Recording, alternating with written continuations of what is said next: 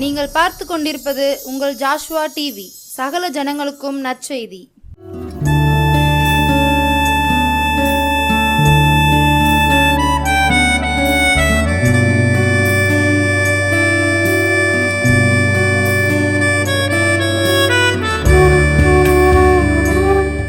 கர்த்தர் இயேசு கிறிஸ்துவின் நாமத்தினாலும் ஜாஸ்வா டிவி மூலமாகவும் மறுபடியுமாக இந்த மாலை வேளையில் இந்த மாதத்தின் முதலாவது வாரத்தில் உங்களை சந்திப்பதில் நான் மிக்க மகிழ்ச்சி அடைகிறேன்.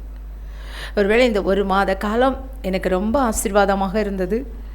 என்னுடைய வாழ்க்கையில் நான் நினைத்ததெல்லாம் நடந்தது என்று சொல்லி ஒரு சிலர் சொல்வார்கள். ஒரு சிலர், ஆண்டவரே, நான் இன்னும் எவ்வளவு தூரம் போக வேண்டும்? என் வாழ்க்கையில் எல்லா காரியங்களும் இப்படி சோதனையின் மேல் சோதனையாக இருக்கிறது.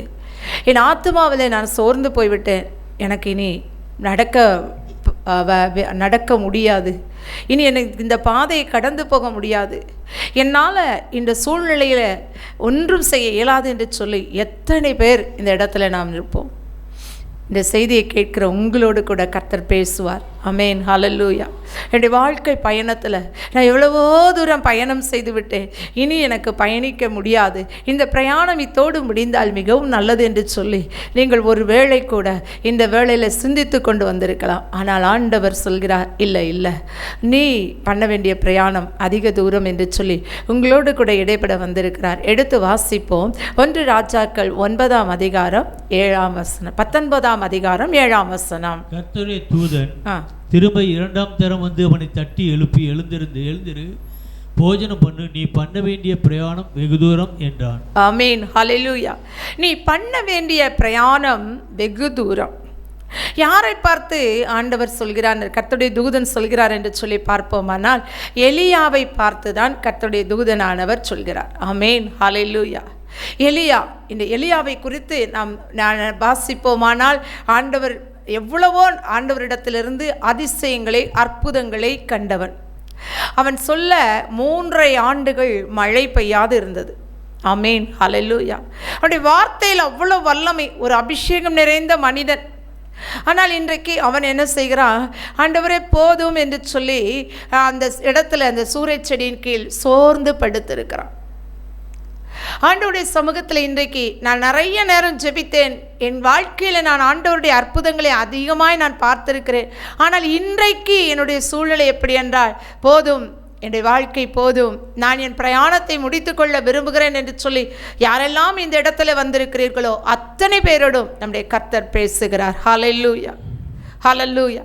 தேவன் நல்லவர். அநேகருக்கு வாழ்க்கை கசப்பாக இருக்கிறது. ஏனென்று சொன்னால் ஒவ்வொரு நாளும் ஒவ்வொரு போராட்டங்கள், ஒவ்வொரு நாளும் ஒவ்வொரு உபத்திரவங்கள், திடீரென வருகிற வியாதிகள். நேற்று வரை நன்றாக இருந்தவர்கள் இன்றைக்கு பார்த்தால் ஒரு பயங்கரமான வியாதினால் பீடிக்கப்பட்டு இருக்கிறோம் என்று சொல்கிறார்கள் மருத்துவர்கள். அதனால் என்னுடைய மனதில் பயங்கரமான ஒரு சோர்வுமா, நான் போதும், வாழ்ந்தது போதும் என்று சொல்லி நான் இந்த இடத்துல இருக்கிறேன் என்று சொல்வீர்கள். ஆனால் கர்த்தர் உங்களோடு கூட தான் இந்த ராத்திரி வேளையில் உங்களோடு பேசி கொண்டிருக்கிறார். என்ன சொல்கிறார் என்று சொன்னால், ஏன் எலியா இந்த வார்த்தையை சொன்னான் என்று சொல்லி நாம் பார்ப்போமானால் அதே அதிகாரம் 2வது வசனத்தை நாம் வாசிப்போம். அப்பொழுது யேசபேல் எலியாவின் இடத்தில் ஆள் அனுப்பி, அவர்களில் ஒவ்வொருவனுடைய பிராணனுக்கு செய்யப்பட்டது போல நான் நாளை இந்நேரத்திலே உன் பிராணனுக்கு செய்யாதே போனால் தேவர்கள் அதற்கு சரியாகவும் அதற்கு அதிகமாகவும் எனக்கு செய்ய கடவர்கள் என்று சொல்ல சொன்னாள். ஆமென், ஹல்லேலூயா.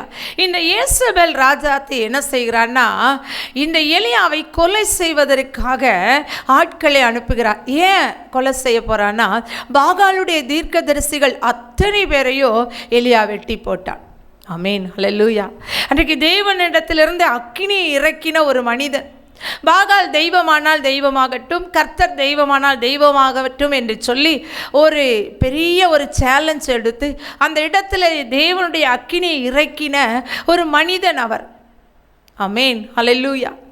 தெய்வ சமூகத்தில் நாம கூட ஜெபிக்கும் போது அநேக நேரம் அநேகருடைய வாழ்க்கையில் அற்புதத்தை பார்த்தோம். இன்றைக்கு என்னுடைய வாழ்க்கையில் நான் ஜெபிக்கிறேன், ஜெபித்த காரியம் நிறைவேறவில்லை. அவர்கள் எல்லாரும் என்னிடத்துல வந்து கேள்வி கேட்குறாங்க, நீங்கள் ஜெபிச்சிங்க, நிறைய பேருக்கு அற்புதம் நடந்தது, உங்கள் வாழ்க்கையில் ஏன் இந்த சோதனை? உங்கள் வாழ்க்கையில் ஏன் இந்த சோதனை? அதனால் நாம் என்ன செய்கிறோம்? போதும் கர்த்தாவே, ஆமென், போதும் கர்த்தாவே என்று சொல்லி நம்ம சூழ்நிலைக்கு ஏற்ப நம்மை நாமே தேவ சமூகத்தில் சொல்லி ஒரு சோர்ந்து போய் படுக்கையில் படுத்திருப்பீர்களானால் ஆண்டவர் உங்களை தட்டி எழுப்புகிறார். இந்த வார்த்தையினால், வார்த்தையாகிய கர்த்தர் நம்மை தட்டி எழுப்புகிறார். எப்படி எழுப்புவார்? அவருடைய வார்த்தையை அனுப்பிதான். நான் நிறையா ஊழியம் செய்திருக்கிறேன். என்னுடைய ஊழியத்தின் பாதையில் நான் பார்த்ததெல்லாம் அற்புதம். இன்றைக்கு என்னுடைய வீட்டில் இன்றைக்கு இருக்கிற சூழ்நிலையை நீங்கள் பார்ப்பீர்களானால், ஒன்றுமில்லாத ஒரு சூழ்நிலை. ஆண்டவர் உங்களை பார்த்து சொல்கிறார், ஒன்றுமில்லாதை உருவாக்குகிற நம்முடைய தேவன் ஒரு நாள் உங்களை வெறுமையாய் விடமாட்டார். அவர் வெறுமைக்கென்று உங்களை அழைக்கவில்லை. உன்னதத்தின் தேவன் உங்களுக்கு உறைவிடமாய் இருக்கிறபடியால் உங்களை உயர்த்த வேண்டும் என்பது தேவனுடைய சித்தம். நீங்கள் பயப்பட வேண்டாம். அந்த தேவனை நோக்கி இந்த ராவிலே நாம் பார்ப்போமானால் ஆண்டவர் உங்களுக்கு வழி திறந்து கொடுப்பார். இதோடு நீங்கள் நிற்பதில்லை. நீங்கள் பண்ண வேண்டிய பிரயாணம் வெகு தூரமாக இருக்கிறபடியால் அந்த வெகு தூரத்துக்கு நம்மை ஆயத்தப்படுத்த வேண்டும். அந்த எலியாவும் கூட சோர்ந்து போனான். நான் நேற்றைய தினம் பாகால் தெய்வமானால் தெய்வமாகட்டும் என்று சொல்லி எல்லா தீர்க்கதரிசிகளையும் வெட்டி போட்டேன். அவர்களுடைய தெய்வங்கள் எல்லாம் பதில் சொல்லவில்லை. ஆனால் என்னுடைய தேவன் அக்கினியால் பதில் தந்தார். அது மறந்து போனவனாய் அக்கினியால் நம்மை வைத்து பதில் கொடுத்த தேவன் 3 ஆண்டு மழை இல்லாதபடி தேசத்தில் செய்து 3 ஆண்டுக்கு அப்புறம் நாம் ஜெபித்த போது யாக்கோபு 1:17 நாம் வாசிப்போம். ஆனால் அவன் கருத்தாய் ஜெபிக்கிற ஒரு மனிதன். எடுத்து வாசிப்போம் யாக்கோபு 1:17. ஹல்லேலூயா. அவன் எப்படி ஜெபித்தான் என்று சொன்னால் கருத்தாய் ஜெபித்தான். அவன் யார் என்று கேட்பீர்களானால் நம்மை போல ஒரு பாடுள்ள மனுஷன். வேதத்தில் சொல்லப்பட்ட அதிசயமெல்லாம் இப்பொழுது நடக்குமா அப்படின்னு கேட்டால் நிச்சயமாக நடக்கும். வசனத்தை வாசிப்போம். யாக்கோபு 5:17. யாக்கோபு 5ஆம் அதிகாரம் 17ஆம் வசனம். எலியா என்பவன் நம்மை போல மனுஷனாய் இருந்தும் மழை பெய்யாதபடிக்கு கருத்தாய் ஜெபம் பண்ணினான். அப்பொழுது 3 வருஷமும் 6 மாதமும் பூமியின் மேல் மழை பெய்யவில்லை. ஆமென். ஹல்லேலூயா. இப்படிப்பட்ட மனுஷன்னா நம்மை போல பாடுள்ள ஒரு மனுஷன். இன்றைக்கி வாழ்க்கையில் எனக்கு பாடே இல்லை அப்படின்னு சொல்கிறவங்க யாராவது இருக்காங்களா? நான் எப்போவுமே சந்தோஷமாக இருக்கேன், ஒரு பூரண சந்தோஷத்தோடு இருக்கிறேன். இல்லவே இல்லை. சர்க்கஸில் எல்லாரையும் சிரிக்க வைக்கிற மனுஷன் தனிமையிலே தான் அழுது கொண்டு இருப்பான். நம்ம எல்லாரும் பார்த்துருக்குறோம். சர்க்கஸ் பார்க்க போனால் கோமாளியை பார்ப்போம். எல்லாரும் விழுந்து விழுந்து விழுந்து சிரிப்போம். நம்ம எல்லாரும் எங்கே போயிருக்கிறோம்? ஒரு ரிலாக்ஸுக்காக, ஒரு நம்ம இடத்துல இருக்கிற மன அழுத்தம் குறைவதற்காக அந்த இடத்துக்கு நாம் கடந்து போனோம். ஆனால் அங்கே என்ன நடக்குன்னு பார்த்தீங்கன்னா, அவன் சிரிக்க எல்லாரையும் வச்சுட்டான். அவன் தனிமையில் போய் எப்படி இருக்கிறான்? அவனை சிரிக்க வைக்க யாரும் இல்லை என்று சொல்லி அழுது கொண்டு இருக்கிறான். அதே போல தான் எலியா ஒரு பாடுள்ள மனுஷன்தான். நம்மை போல ஒரு பாடுள்ள மனுஷன்தான். பாடுகள் மத்தியில் நம்முடைய தேவன் நம்மை நடத்துகிறார் பாருங்க. அதுதாங்க அதிசயம். எல்லா மனுஷருக்கு வர்ற பாடு நமக்கும் வரும். எல்லா மனிதருக்கு வருகிற வியாதி நமக்கும் வரும். எல்லா மனிதருக்கு வருகிற உபத்திரவம் நமக்கும் வரும். ஆனாலும் கூட அந்த உபத்திரவத்தின் மத்தியிலோ, அந்த பாடுகளின் மத்தியிலோ, அந்த வியாதியின் மத்தியிலோ நமக்காக நானே உன் பரிகாரியாகிய கர்த்தர் என்று சொல்லி வந்தார் பாருங்க. அவர் தாங்க பெரிய தெய்வம். ஆமென். ஹல்லேலூயா. நிறைய பேர் நினைப்பாங்க, எவ்வளோ பாடுகள், இந்த பாடுகள் மத்தியில் எழும்பி வெளியே போகும்போது இவர்களைப் போல சந்தோஷம் உள்ளவர்கள் உண்டா என்று சொல்லி அநேகர் நினைக்கக்கூடிய அளவுக்கு இவர்கள் எவ்வளவு சந்தோஷமாக இருக்கிறார்கள் என்று சொன்னால் அதற்கு காரணம் நம் ஆண்டவராகிய இயேசு கிறிஸ்து. நம்மோடு கூட இருக்கிறவர் நமக்கு சமாதானத்தை வைத்து போயிருக்கிறார். எப்படிப்பட்ட சமாதானம்? இந்த உலகம் தராத ஒரு சமாதானம். இதைத்தாங்க நாங்கள் அடிக்கடி உங்களுக்கு சொல்கிறோம். ஒருவேளை எனக்கு இயேசு என்றால் யாரென்று தெரியாது, இன்றைக்கு என் ஜீவனும் போனால் நலமாக இருக்கும், நான் தற்கொலை செய்து கொள்ளலாம், இந்த செய்தியை கேட்கிறேன், என் வாழ்க்கையில் வேறொரு வழி இல்லை என்று நீங்கள் சொல்வீர்கள். ஆனால் உங்களை பார்த்து ஆண்டவர் சொல்கிறார், அவரிடத்தில் சமாதானம் உண்டு, அவரிடத்தில் சந்தோஷம் உண்டு. அவர் உங்களை மீட்கவே தன்னுடைய ஜீவனை கொடுத்தார். ஹல்லேலூயா. தன்னுடைய ரத்தத்தை சிந்தினார். இயேசு கிறிஸ்துவின் ரத்தம் சகல பாவங்களை நீக்கி நம்மை சுத்திகரிக்கும். இயேசு கிறிஸ்து பாவிகளுக்காகவே இந்த உலகத்தில் வந்தார். அப்ப நான் பாவியா அப்படின்னு நீங்க கேட்கலாம். உலகத்தில் பிறந்த நானும் நீங்களும் பாவிகள் தான். ஆனால் அவருடைய ரத்தம் தான் நம்மை சுத்திகரிக்கும். ஆமேன். ஹல்லேலூயா.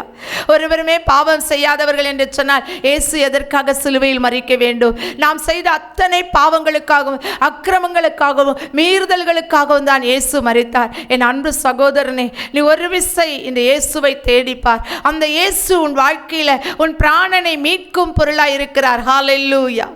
அவருடைய ரத்தம் உன்னை மீட்கும். அவருடைய ஜீவன் உன்னை மீட்கும், உன்னை வாழ வைக்கும். என் வாழ்க்கை இதற்கப்புறம் செழிக்குமா என்று நீ சொல்வாயானால் ஆண்டவர் சொல்கிறார், நிச்சயமாய் உன் வாழ்க்கை செழிக்கும். உன் பிராணன் இதோடு முடிவதல்ல. ஏனென்றால் நீ பண்ண வேண்டிய பிரயாணம் வெகு தூரம். நிறைய தரிசனங்களோடு நீ நடக்க வேண்டி இருப்பதால் நீ அந்த பிரயாணத்துக்கு ஆயத்தப்பட வேண்டுமே அன்றி நீ வேறொரு காரியத்தில் முடிவெடுக்காதே என்று கர்த்தர் உன்னை பார்த்து சொல்கிறார். இந்த எலியா எல்லாரும் செத்து போயிட்டாங்க, கர்த்தருடைய தீர்க்கதரிசிகள் எல்லாரையும் இயேசுபேல் வெட்டி போட்டுட்டா அப்படின்னு சொல்லி 3வது வசனத்தில் 1 ராஜாக்கள் 19:3 சொல்கிறார், எல்லாரும் செத்து போயிட்டாங்க, அதனால நான் என்ன செய்கிறேன், வனாந்திரத்துக்கு போகிறேன்னு சொல்லி அங்கே வேலைக்காரனை நிறுத்தி விட்டு போகிறான். நான் தனியாக போகணும். நிறைய சோதனைகள் வரும் பொழுது 4வது வசனத்தை வாசிப்போம். அவன் வனாந்திரத்தில் ஒரு நாள் பிரயாணம் போய் ஒரு சூறைச்செடியின் கீழ் உட்கார்ந்து தான் சாக வேண்டும் என்று கோரி, போதும் கர்த்தாவே, என் ஆத்துமாவை எடுத்துக்கொள்ளும், நான் என் பிதாக்களை பார்க்கிலும் நல்லவன் அல்ல என்று சொல்லி ஒரு சூறைச்செடியின் கீழ் படுத்துக்கொண்டு நித்திரை பண்ணினான். அப்பொழுது ஒரு தூதன் அவனை தட்டி எழுப்பி, எழுந்திரு, போஜனம் பண்ணு என்றான். ஆமென், ஹல்லேலூயா.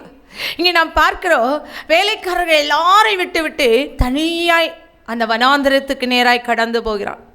அந்த வனாந்திரத்துக்கு நேராய் கடந்து போனவன் நிறைய நேரங்கள் அப்படிதாங்க, நம்மையும் சில வேளைகளில் தனிமைப்படுத்துகிற சூழ்நிலைகள் வரும். யாரோ ஒருவர், ஒரு சத்துரு உன் ஜீவனை எடுத்து விடுவேன் என்று சொன்னவுடன் இத்தனை நாட்கள் மழையை கட்டி வைத்தான், திரும்ப கட்டை அவிழ்த்து மழையை பெய்ய செய்தான், வானத்திலிருந்து அக்கினியை இறங்க பண்ணினான். இப்படிப்பட்ட ஒரு மனுஷனே சோர்ந்து போய், நிச்சயமா என் ஜீவன் தேவனுடைய கரத்தில் இருக்கிறது, நிச்சயமா என் தேவன் என்னை ஒரு நாள் அழிவுக்கு ஒப்பு கொடுக்க மாட்டார் என்று சொல்லி எலியா நம்பிக்கை இழந்தவனாய் அதை விசுவாசித்திருந்தால் நிச்சயமா இந்த வனாந்திரத்துக்கு என்ன செய்ய மாட்டான், போயிருக்க மாட்டான். அங்கே தனியாய் போய் உட்கார்ந்து என்ன செய்கிறான் நினைச்சா, ஒரு சூறை செடியின் கீழ் உட்கார்ந்து அவன் சொல்றான், போதும் கர்த்தாவே, என் ஆத்துமாவை எடுத்துக்கொள்ளும் என்று சொல்லி ஆண்டவரை நோக்கி விண்ணப்பம் வைக்கிறான். ஆமென், ஹல்லேலூயா. இன்றைக்கு நீங்களும் கூட பாடுகள் மத்தியில், ஏதோ ஒரு டாக்டர் சொல்லிட்டாங்க எனக்கு மரணம் என்று சொல்லி, ஏதோ ஒரு டாக்டர் சொல்லிட்டாங்க என்னை கைவிட்டு விட்டார்கள், மருத்துவர்கள் என்னை கைவிட்டு விட்டார்கள், இந்த வியாதி உனக்கு சுகமாகாது என்று சொன்னார்கள், இந்த பிரச்சனை உன்னை விட்டு விலகாது என்று சொல்லிவிட்டார்கள், இந்த கடன் தொல்லையிலிருந்து நீ மீளவே முடியாது என்று சொல்லிவிட்டார்கள். அப்படிப்பட்ட ஒரு சூழ்நிலையில் இந்த செய்தியை கேட்டுக்கொண்டு, போதும் கர்த்தாவே, என் ஆத்துமாவை எடுத்துக்கொள்ளும் என்று சொல்லி, ஏதோ ஒரு விதத்தில், ஒருவேளை நீங்கள் இயேசுவை அறியாதவர்களாக இருந்தீர்களானால் ஏதோ ஒரு விதத்தில் போதும், இந்த உலகத்தில் உயிர் வாழ்ந்தது, நாம் செத்தால் நலமாயிருக்கும் என்று சொல்லியிருப்பீர்களானால் உங்களை பார்த்து ஆண்டவர் சொல்கிறார், இல்லை இல்லை, நீங்கள் பண்ண வேண்டிய பிரயாணம், நீங்கள் செய்ய வேண்டிய காரியம், உங்கள் குடும்பத்திற்காய் நீ பட வேண்டிய அநேக பிரயாசங்கள் நிறைய இருக்கிறபடியால், உன் பிள்ளைகளை நீ கவனிக்க வேண்டி இருப்பதனால் இந்த வார்த்தையை நீ சொல்லாதபடிக்கு இயேசுவை நோக்கிப்பார், இயேசு உனக்கு வாழ்வளிப்பார், இயேசு உன் வாழ்விலே விளக்கேற்றுவார், அவர் ஒரு நாள் உன்னை இருளிலே விடமாட்டார். ஹல்லேலூயா. தேவன் நல்லவர். இவன் சொல்கிறான் கர்த்தரை நோக்கி, போதும் கர்த்தாவே, என் ஆத்துமாவை எடுத்துக்கொள்ளும். நான் நிறைய நேரம் ஜெபிச்சுட்டேன், நிறைய ஆண்டவரிடத்தில் கெஞ்சி பார்த்துட்டேன், எனக்கு ஏன் விண்ணப்பங்கள் என்ன செய்யலை, அங்கீகரிக்கப்படலை, ஏன் ஜெபம் கேட்கப்படலை அப்படின்னு நீங்கள் சொல்கிறீங்கன்னா, இன்றைக்கி நீங்கள் சோர்ந்து போயிருப்பீங்கன்னா கர்த்தர் உங்களை பார்த்து தேற்ற வந்திருக்கிறார். போதும் கர்த்தாவே என்று சொன்ன உங்களை பார்த்து ஆண்டவர் உங்களை தட்டி எழுப்புகிறார். எதற்காக? ஆண்டவருக்காய் நீங்கள் செய்ய வேண்டிய காரியங்கள் அநேகம், உங்கள் குடும்பத்திற்காய் செய்ய வேண்டிய காரியங்கள் அநேகம், உங்கள் பிள்ளைகளுக்காய் செய்ய வேண்டிய காரியங்கள் அநேகம். வாலிப பிள்ளைகளே, உங்கள் பெற்றோருக்காய் செய்ய வேண்டிய காரியம் அநேகமாக இருக்கிறபடியால் உங்களுடைய வாழ்க்கையை தோடு முடிக்க தேவன் விரும்பவில்லை.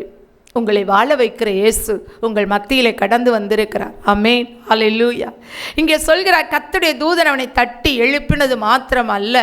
அடுத்த வசனத்தை வாசிப்போம். அவன் விழித்து பார்க்கிற போது இதோ தழலில் சுடப்பட்ட அடையும் ஒரு பாத்திரத்தில் தண்ணீரும் அவன் தலைமாட்டில் இருந்தது. அப்பொழுது அவன் புசித்து குடித்து திரும்ப படுத்து கொண்டான். ஆமென், ஹல்லேலூயா. அவன் விழித்து பார்க்கிறான். இன்னைக்கு நம்ம வாழ்க்கையில் நிறைய நேரம் கண்ணை மூடிக்கிட்டு எல்லாத்தையும் என்ன செய்கிறோம், யோசிக்கிறோம், அவ்வளோதான், எல்லாம் முடிஞ்சிருச்சு, எதுவுமே இல்லை, கண் விழித்து பார்க்கணும்.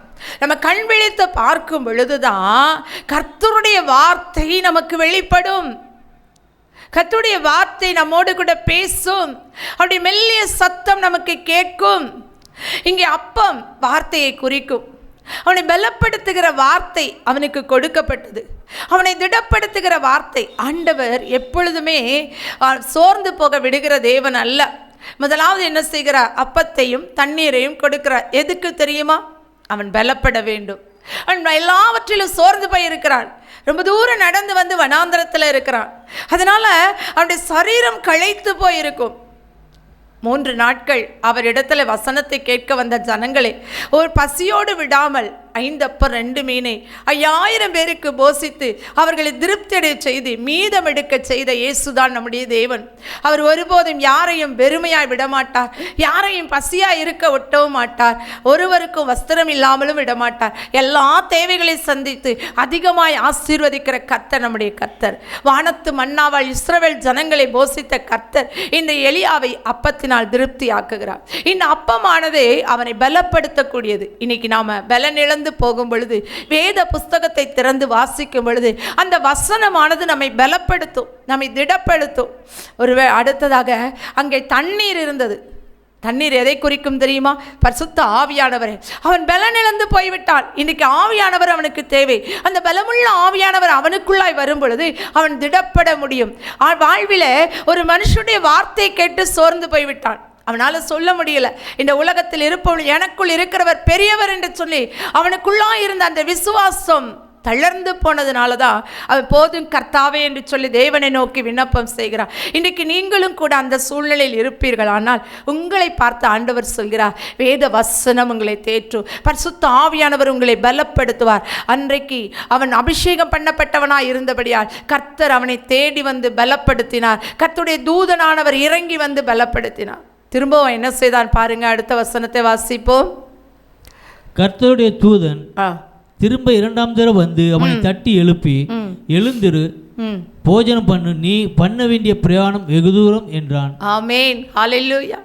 இப்ப திரும்பவும் வந்து தட்டி எழுப்புறான். ஆண்டவர் சோர்ந்து போகிறவனை அப்படியே சோர்ந்து போ அப்படின்னு விட மாட்டார்.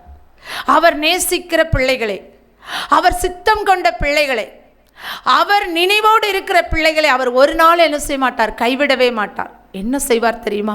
திரும்பவும் வந்து தட்டி எழுப்பார், திரும்பவும் வந்து அரவணைப்பார், திரும்பவும் வந்து ஆதரிப்பார். நான் இருக்கிறேன், உன் கூட நான் இருக்கிறேன்ல, நீ ஏன் பயப்படுற?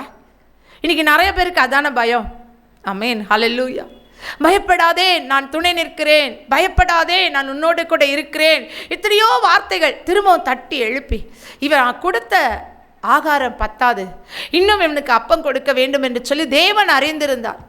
இதுவரை நீங்கள் பெற்ற வாக்கு தத்தங்கள் போதாது. அதனால தான் இன்றைக்கு ஆண்டவர் சொல்கிறார், இல்லை நீ பண்ண வேண்டிய பிரயாணம் வெகு தூரம் என்று சொல்லி உங்களோடு கூட பேசி கொண்டு இருக்கிறார். ஆமென், ஹல்லேலூயா. சந்தோஷமாய் தேவனுடைய வார்த்தையை நாம் ஏற்றுக்கொள்வோம்.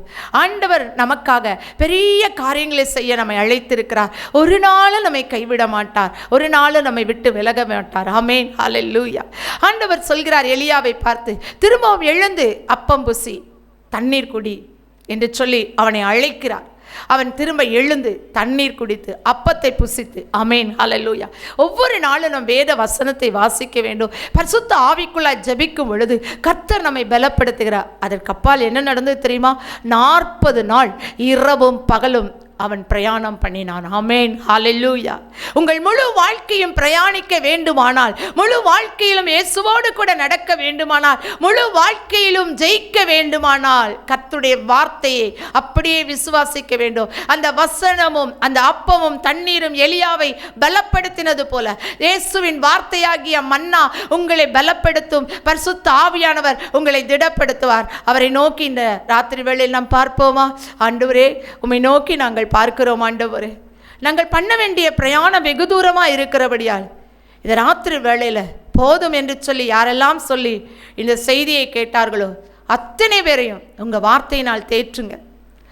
உங்கள் வல்லமையுள்ள பரிசுத்த ஆவினால் ஆண்டவரே அவர்களை பலப்படுத்தி ஸ்திரப்படுத்தி இப்பொழுது திடப்படுத்துவதற்காக ஸ்தோத்திரம். உங்கள் கிருபை அவர்களோடு கூட இருக்கட்டும். எஸ்ஸப்பா, இதுவரை உம்மை அறியாதவர்கள் இன்றைக்கு இந்த தேவன் ஜீவனுள்ளவர் என்று அறிந்து கொள்ளட்டும். இயேசுவே, அப்படிப்பட்ட நபர்களை கர்த்தர் சந்தித்து ஆண்டவரே உம்முடைய பிள்ளைகளாய் நீர் வெளியே கொண்டு வரும்படியாக நாங்கள் ஜெபிக்கிறோம். உங்கள் நாமத்தை மயப்படுத்தும். யாருடைய ஜீவனும் உம்முடைய பார்வையில் அருமையாக இருக்கிறபடியால் அவர்களை மீட்டுக்கொள்ளும், ஆசீர்வதியும். மீட்பர் இயேசுவின் நாமத்தில் நல்ல பிதாவே, ஆமேன், ஆமேன். இந்த செய்தியை கேட்ட உங்கள் யாவரையும் கர்த்தர் தாமே ஆசீர்வதிப்பாராக. ஆமேன், ஆமேன்.